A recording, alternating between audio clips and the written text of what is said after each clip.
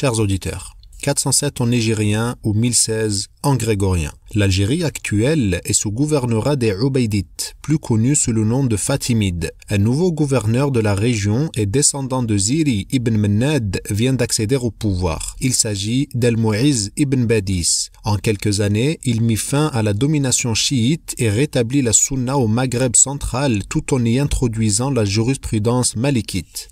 Mémorisez bien ce nom, il traversera les siècles et reviendra de nouveau rétablir l'islam en Algérie lorsque celui-ci a été affaibli. 1541, l'empereur du Saint-Empire romain germanique, Charles Quint, ordonne de réunir une armée composée de plus de 12 000 hommes et de plus de 350 navires de différentes tailles, dans le but, d'après ses propres mots, est l'extermination de la race algérienne. Celle-ci lui causait en effet de nombreux soucis en mer. Elle formait avec ses propres forces et les forces ottomanes les principales marines en Méditerranée. Le 18 octobre 1541, l'expédition prend la direction d'Alger en partant du port de Majorque en Espagne pour en atteindre les côtes le 19 octobre. L'attaque fut un désastre total. L'armée fut massacrée et le roi prit la fuite laissant derrière lui navires et butins.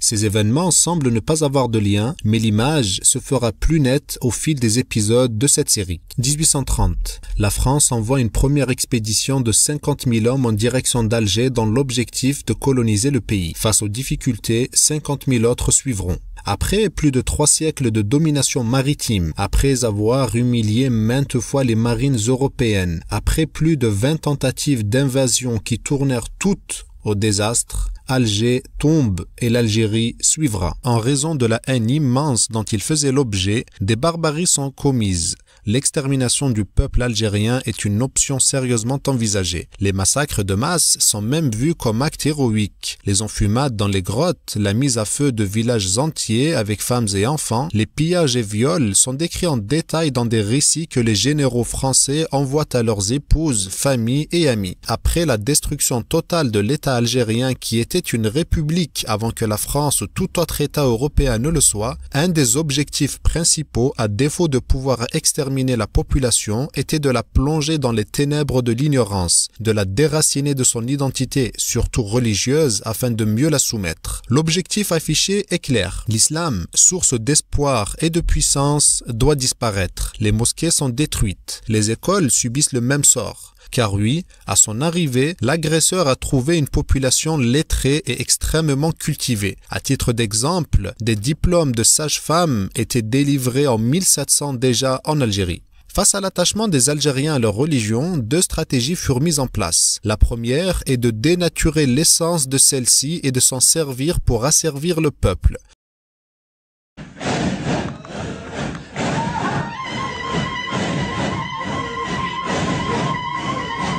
Des religieux soufis dont le dogme était le suivant étaient largement soutenus par la France. La colonisation est un décret d'Allah.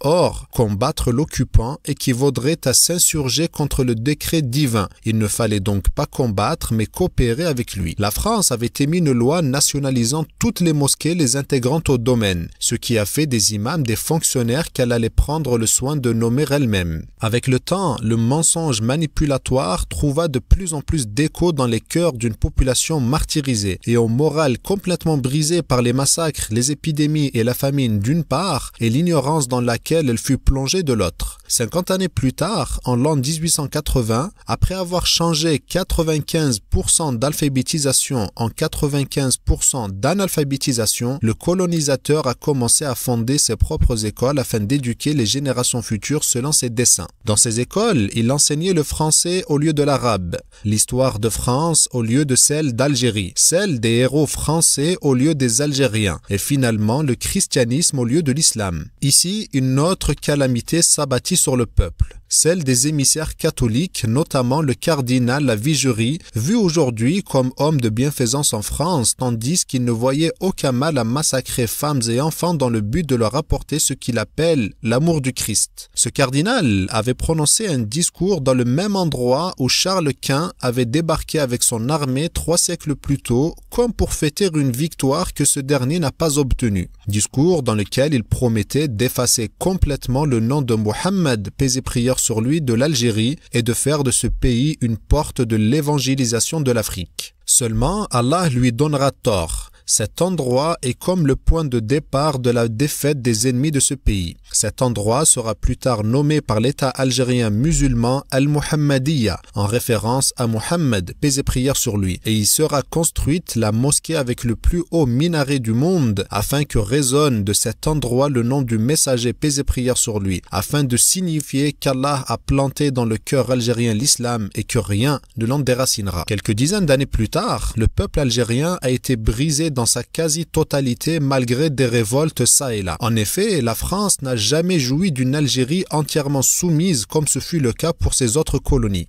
L'Algérien était, comme nous l'avons dit, quasiment brisé. Ici, insistant sur ce mot, quasiment. En effet, quelques esprits robustes opposaient la plus ferme résistance. Cependant, ils n'avaient pas d'organisation et encore moins de feuilles de route claires. Les uns se contentaient de transmettre le flambeau aux autres, notamment le livre et la sunna authentique. Les ténèbres, malgré leur persistance, finissent toujours brûlées par la lumière du jour. Allah, dans sa subtile bienveillance, décida d'offrir à l'Algérie une pluie d'étoiles. Si ce n'est le respect, nous les aurions qualifiés de cailloux. Des cailloux qui se sont glissés dans les rouages de la machine française destructrice afin d'en gripper les mécanismes.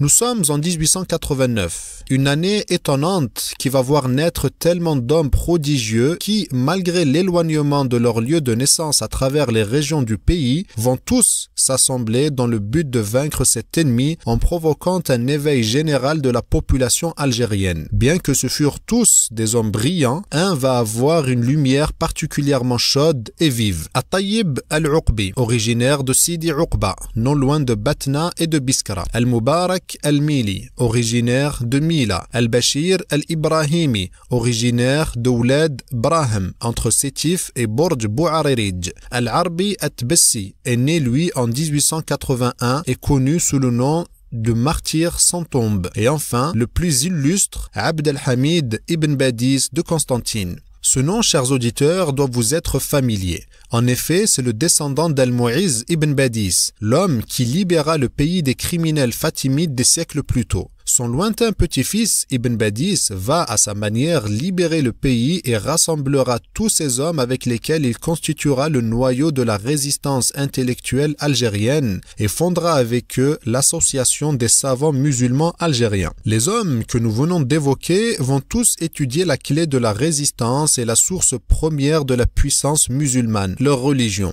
Ils étaient tous des savants de renom, aujourd'hui unanimement reconnus pour leur savoir, même en Arabie Saoudite. En plus de leur maîtrise de la science religieuse, ils se sont largement distingués avec autre chose, leur maîtrise de la langue arabe qui reste depuis inégalée. Inégalé au point que des savants saoudiens comme Al-Usaymi disent « Celui qui veut renforcer sa science littéraire, qu'il lise les livres des savants algériens du siècle dernier. » Le père d'Ibn Badis travaillait dans l'administration coloniale et avait une certaine influence. Malgré la présence d'écoles étatiques, il décida plutôt d'envoyer son fils apprendre le Coran et la langue arabe. Il en mémorisa la totalité à 13 ans et maîtrisa l'arabe à la perfection. Il avait d'ailleurs un style d'expression des plus délicieux. Sa poésie ferait presque pousser des papilles gustatives dans les oreilles de ceux sensibles à la délicatesse oratoire. L'un des professeurs qui ont le plus d'influence sur lui est assurément Hamdan Lounissi. C'est d'ailleurs l'un de ces esprits robustes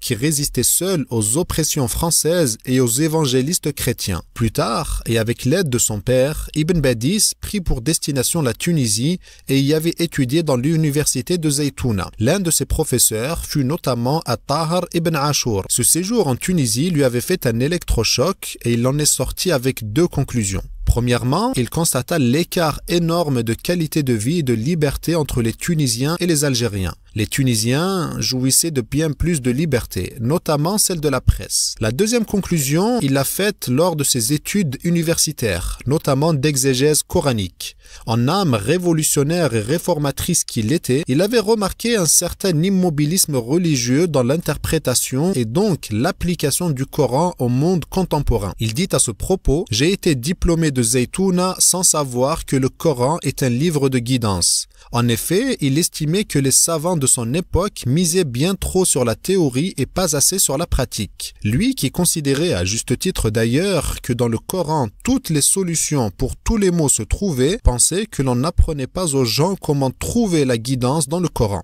Plus tard, dans sa vie, il deviendra l'un des meilleurs exégètes du Coran, non pas de son époque ou de son pays, mais de toute l'histoire. Les quelques pages disponibles aujourd'hui des cours qu'il dispensait montrent à quel point il avait une compréhension profonde du livre et la manière d'appliquer sa guidance à l'époque moderne. À propos de son exégèse, le savant saoudien contemporain Al-Usaymi dit « Un homme qui en avait une forte compréhension et extraction du jugement. Il en a dicté l'exégèse 2 fois, mais peu a été mis sous écrit. Il s'agit du savantissime algérien Ibn Badis. Malgré sa forte compréhension du Coran, il a parlé d'un état précédent et dit qu'il a étudié l'exégèse de Baydawi dans l'université de Zaytouna en Tunisie et qu'il en a été diplômé sans savoir que le Coran est un livre de guidance. Ceci car la majorité de ceux qui étudient l'exégèse s'arrêtent à la signification des mots et la construction des phrases sans plonger dans la réalité des buts visés et des sens profonds. À son retour de Tunisie, en l'an 1910, il avait 21 ans et avait commencé à enseigner dans une mosquée de Constantine. La population lui donna immédiatement son cœur. Il commençait ses journées d'enseignement après la prière de l'aube jusqu'à Dhuhr, faisait une petite sieste et reprenait jusqu'après Isha.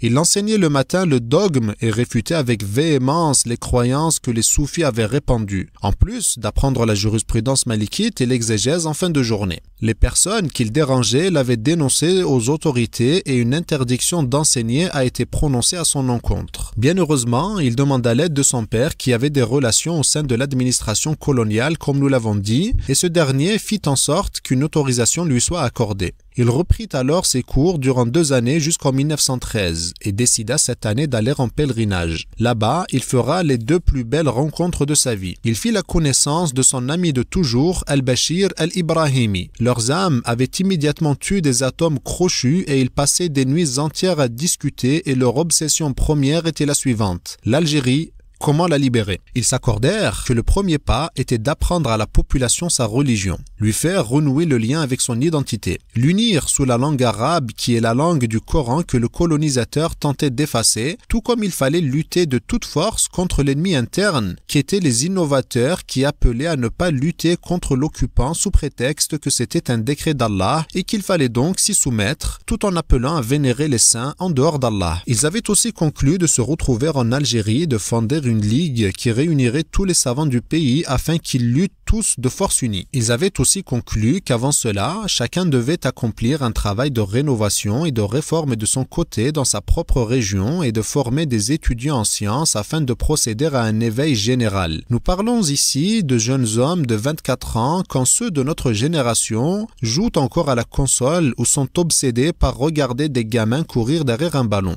Avant de rencontrer Al-Bashir Al-Ibrahimi, Ibn Badis était en proie au doute. Émerveillé par la qualité de son savoir, les savants de Médine lui avaient accordé une place d'enseignant dans la mosquée prophétique. Additionné à ce confort, les pressions françaises subies en Algérie, doublées des traîtrises, lui faisaient penser qu'il valait mieux rester à Médine, où il pouvait pratiquer sa religion. Son professeur, Hamdan Lounissi, qui avait lui-même quitté l'Algérie pour Médine, lui conseilla cela, mais heureusement, la bienveillance divine l'enveloppa et mit sur son chemin un homme du nom d'Ahmed Hussein Al-Hindi, l'Indien, qui lui avait dit « Si toi, tu quittes l'Algérie, que va-t-il lui rester? Nous avons assez de savants ici, mais il n'y a pas de savants en Algérie. » Cette parole apaisa son cœur et l'emplit de détermination. Après ces discussions intenses avec son ami Al-Bashir, il retourna en Algérie et commença son œuvre. Conscient de la réalité du monde dans lequel il vivait et conscient des différences des musulmans d'hier avec ceux d'avant-hier, il avait adapté en conséquence les étapes à mettre en place. S'inspirant de la guidance prophétique qui orientait les efforts vers la jeunesse, il a ainsi dirigé les siens vers les jeunes Algériens. En plus de la reprise des cours qu'il donnait, il avait choisi un autre canal pour la diffusion de la science, le journalisme. Ceci afin d'atteindre la frange la plus cultivée de la population. Pour son premier journal, il avait comme suivi l'enseignement prophétique disant de choisir de beaux noms qui insufflent l'espoir. Il l'avait fondé en 1919 en association avec un homme du nom de Abd al-Hafiz ibn al-Hashmi et l'avait nommé An-Najah, c'est-à-dire la réussite. Il y publia plusieurs articles qui traitaient autant de religion que d'affaires sociales tout en exposant au grand jour les délires des sectes soufis basés sur les innovations et autres mythes comme tel maître peut légiférer comme le prophète ou un tel était un homme pieux et prier à côté de sa tombe est une bénédiction, etc. En l'an 1922, une question lui est parvenue. Elle portait sur un poème écrit par un maître soufi du nom de Ahmad ibn Aliwa de Mostaganem et fondateur de la voie soufie nommée Tariqa Aliwiya. Dans ce poème, un certain irrespect avait été fait à l'endroit de la personne du messager paix et prière sur lui. Lors, Ibn Badis publia un article sur son journal pour y répondre et l'avait titré « Jawabu su'al an su'i maqal » réponse à une question à propos d'une mauvaise parole. Ahmad Hammani dit dans son livre « Un combat entre la sunna et la bid'a », il l'a envoyé aux savants d'Algérie, de Tunisie et du Maroc. Ils l'ont lu, validé son propos et traité d'égarer le poète. C'était un choc violent pour les adeptes de la Tariqa Aliwiya et leurs maîtres. À ce moment, nombre de savants algériens commençaient à regagner le pays afin de conjuguer leurs efforts à ceux d'Ibn Badis. Ce dernier, qui les avait précédés, avait une meilleure vision du degré d'ignorance dans lequel baignait le pays. Il a donc intensifié ses efforts, et eux aussi. Chacun dans sa wilaya, éveillant les consciences et éduquant les générations futures, celles qui allaient former l'élite politique, mais aussi l'armée de libération nationale dite ALN. En 1920, c'est donc Al-Bashir al-Ibrahimi qui revint et s'occupa de Sétif, Al-Tayyib al-Uqbi qui prit pour base Alger, Al-Arbit Bessi à Tbessa et Al-Mubarak al-Mili à Mila. 4 années plus tard, en 1924, Ibn Badis avait décidé d'enfin unir tous les savants d'Algérie sous la même bannière en fondant une association qu'il avait nommée Fraternité Scientifique. Seulement, le projet fut tué dans l'œuf par l'administration française, aidée dans sa tâche encore une fois par les sectes soufis. Celle-là même qui présente leurs adeptes aujourd'hui comme héros de la résistance. Il poursuivit alors ses efforts et ses parutions dans son journal La Réussite. Seulement, en sentant qu'il n'était pas complètement libre de ses mouvements, il délaissa ce journal et décida d'en fonder un autre qu'il serait le seul à gérer, et pour se garantir une totale indépendance, il avait acquis sa propre imprimerie. Son frère, qui est décédé il y a quelques années et qui s'appelle Abd al-Haq ibn Badis, a dit: le 16 avril 1925, il acquit son imprimerie indépendante et l'a nommée Imprimerie algérienne islamique. Ici, chers auditeurs, l'épouse algérienne a montré ce qu'elle savait faire de mieux et ce dans quoi elle s'illustre comme nul autre, son soutien à son époux et son sens du combat dans son propre domaine. Elle avait vendu tous ses bijoux afin de financer cette imprimerie et participer elle aussi à la révolution en marche. Son premier journal indépendant avait eu un titre des plus évocateurs, Al-Muntaqid, c'est-à-dire le critique, pour la raison que son frère évoque et dit, il l'a nommé ainsi car à cette époque, la croyance disait « crois et ne critique pas ». En effet, c'était et c'est toujours le dogme des sectes soufis. Crois et ne critique pas, c'est-à-dire ne fais pas de vagues. Lui se voulait critique de la France, de la société, de l'ignorance, des croyances déviantes et de toute forme d'immobilisme ou de morale brisée. Dans son premier article, il dit « Au nom d'Allah et ensuite au nom de la vérité et au nom du pays, nous entrons dans le monde du journalisme ressentant le lourd fardeau. » Plus loin, il a clarifié sa méthode en disant « Nous combattrons tout ce qui est tortueux comme caractère, corrompu comme coutume. Nous combattrons spécifiquement les innovations qui ont été intégrées à la religion. » Le slogan de ce journal était d'ailleurs « La vérité au-dessus de tout individu et le pays avant toute chose ». Ici, chers auditeurs, il faut noter que pour parler de nation algérienne à cette époque et défier aussi ouvertement l'autorité française, il fallait un courage et une impétuosité que peu avaient. Il fallait littéralement être suicidaire et avoir un esprit révolutionnaire. De cette initiative naîtront d'autres à travers le pays comme le journal Al-Jazair ou encore l'Écho du désert. Le critique, lui, poursuivit son chemin durant 4 mois avant d'être interdit par la France. Il n'avait pas cessé ses efforts et fonda un autre journal qu'il nomma Ash-Shihab ou le Bolide, comme le bolide envoyé par le Dieu glorifié sur les diables. Dans ce journal, il avait quelque peu adouci son expression afin d'éviter la censure, mais a maintenu sa voix. Après celui-ci, il en fonda plusieurs autres comme Basair ou clairvoyance au pluriel ou encore la Sunna, Ash-Shari'a ou encore As-Sirat, c'est-à-dire la voix. Tous avaient pour base la parole de l'imam Malik, il ne rectifiera à la fin de cette communauté que ce qui a rectifié son début. Dans un article du Critique, il avait ouvertement appelé ses confrères à travers le pays à faire connaissance et à échanger, mais aussi à fonder un parti religieux pur. Ils lui répondirent et avaient peu à peu mis en place des réunions afin d'y échanger sur les futurs pas à faire afin de libérer le pays. Ils se sont accordés unanimement qu'il fallait commencer par totalement effacer des esprits les croyances de sectes soufis. La résurrection de la langue arabe dans ces mêmes esprits est bien entendu l'apprentissage du Coran et de la Sunna, encore et toujours. Les différents maîtres soufis se trouvèrent impuissants face à ce mouvement en marche et n'ont pu mettre fin à l'édition du journal Le Bolide.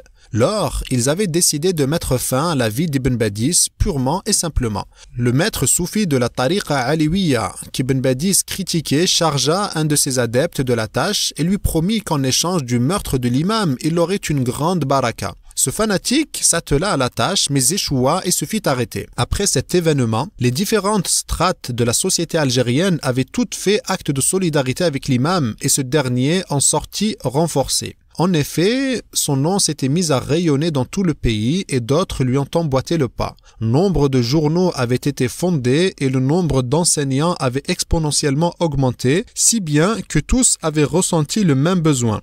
Un endroit pour se réunir. Ici, les premières bases de ce qui sera ensuite l'Association des savants musulmans algériens avaient été jetées. Le 3 juillet 1927, le Club de l'Ascension a été fondé à Alger. Il regroupait toutes les strates de la société algérienne, écrivains, poètes, théologiens et bien entendu les savants religieux. Ibn Badis avait ceci de particulier qu'il était inclusif et tendait la main à tous, si ce n'est ceux aux dogmes déviants. Les réunions se sont multipliées et Ibn Badis avait compris une chose. Il était temps de faire un premier pas vers la révolution véritable. Il a donc invité en 1928 nombre de savants au siège de son journal Le Bolide. Ils sont venus Al-Bashir Al-Ibrahimi, Mubarak Al-Mili, Al-Arbit Bessi, Mohamed Khayr-ad-Din, Al-Tayyib Al-Uqbi et enfin Mohamed Al-Saïd Al-Zahri. Ceux-là sont le noyau de ce qui va être l'association et étudia avec eux la manière de fonder cette dernière. Il leur avait exposé un sermon dans lequel il a dit « L'ennemi colonisateur croisé a violé notre terre et a poussé notre peuple à vivre dans les grottes et les reliefs des montagnes. » Sa préoccupation première est d'affaiblir la personnalité algérienne afin que la remplace celle française. Il a poursuivi sa marche dans son dessein. Il a émis les lois successives afin d'éliminer le peuple algérien avec facilité, afin que ne naisse pas de résistance de l'intérieur du pays et que ne soient pas exposés les crimes du colonialisme en dehors. Les savants, quant à eux, lui ont répondu « Nous sommes prêts au sacrifice pour notre religion et pour notre pays. Allah est avec nous. » Une feuille de route a été conjointement décidée et s'articulée sous ces points.